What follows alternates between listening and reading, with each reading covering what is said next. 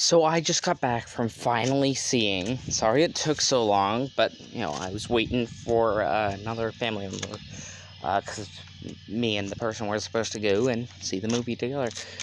So I finally saw Black Widow.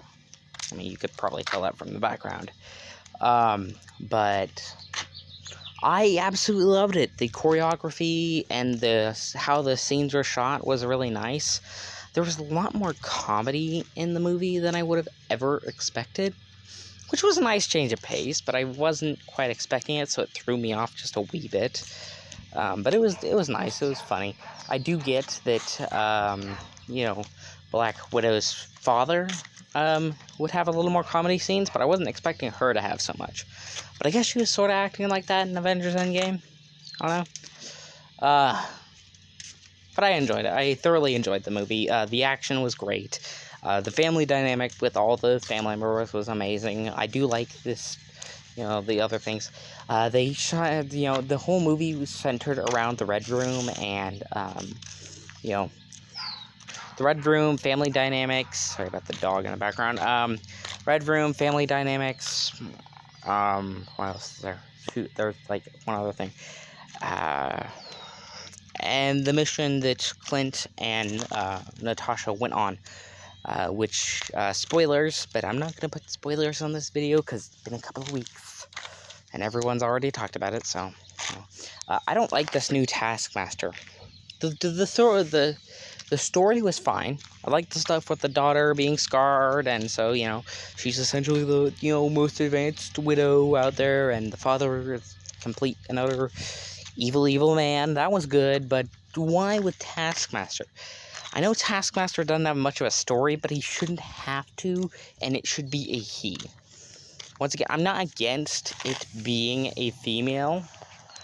Well, I am against Taskmaster being a female, but, I'm not against female, changing a male character to a female, because I really do like Ghost from Ant-Man, but the stuff with Taskmaster wasn't all that great. I didn't care for it at all.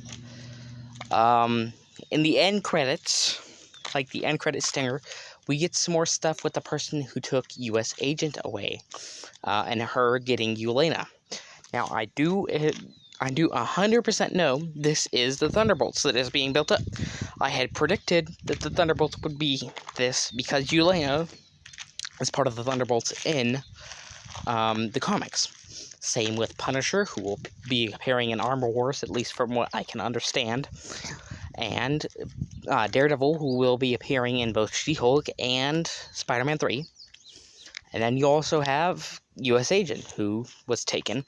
I didn't know who she was, but it does look like she is part of the Thunderbolts. And the Thunderbolts is being built up in order to stave off the Skrulls. I think the lady with the purple hair is actually a Skrull.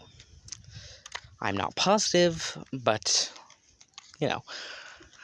I thoroughly, I saw that coming. It's also nice to see the gravestone of Natasha, because she didn't get one in Endgame, which I do get why. You already got the characters grieving over her for a while, so she didn't need a funeral scene like the other characters.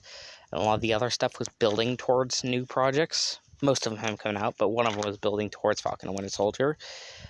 It was great. I do see why Falcon and Winter Soldier had to come out before this. And everything with this, everything kind of lines up in a timeline, which is nice. I was afraid it would be kind of hard to figure out where the placement was, except for anything that's after Civil War. But it turns out, a lot of the stuff was nice. I do like it. Although we still don't get a confirmation of how she broke away from Ross. I am thinking that it has to do something with Yelena. I think that's also just me reading into it way too much. But we do know she is part of the Thunderbolts, so that's going to be nice. We also have a lot of the Young Avengers stuff, although it has nothing to do with this. So I will probably save that for a different video.